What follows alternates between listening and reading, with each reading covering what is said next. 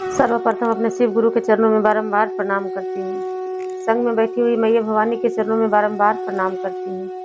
श्री साहब जी और दीदी जी के चरणों में बारंबार प्रणाम करती हूँ। सभी देवी देवता के चरणों में बारंबार प्रणाम करती हूँ। जहाँ तक हमारी आवाजें जा रही है, सभी गुरु भाइया गुरु बहना को मेरा प्रणाम स्वीकार करें। गुरु बहन, मैं एक भजन की ओर जा रही हूँ। अगर कोई नया गुरु बहना होंगे तो ये भजन और महादेव का चर्चा से जुड़े रहिएगा और लाइक और सब्सक्राइब जरूर कीजिएगा।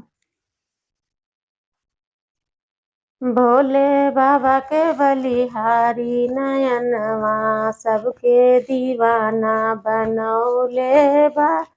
भोले बाबा के बलिहारी नयनवा सबके दीवाना बनौले बा। बनौले बा हो बनौले बा। भोले बाबा के बलिहारी नयनवा सबके दी ना बनौले बा। अपने बैठे कमल के फूलवा, अपने बैठे कमल के फूलवा, शिष्यों पर हाथ उठौले बा। शिष्यों पर हाथ उठौले बा। भोले बाबा के बलिहारी नयन सबके दीवाना बनौले बा। हथवा में शोभे त्रिशूल डमरुआ, हथवा में शोभे त्रिशूल डमरुआ, माथे पे गंगा बहौले बा। माथे से गंगा बहौले बा। भोले बाबा के बलिहारी नयनवा सबके दीवाना बहौले बा।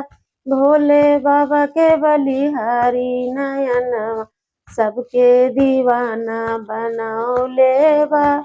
गलवा में शोभे सर्पा के माला, गलवा में शोभे सर्पा के माला, माथे पे चंदा चमकौले बा। माथे पे चंदा चमकौले बा। भोले बाबा के बलिहारी नयनवा सबके दीवाना नौले बा।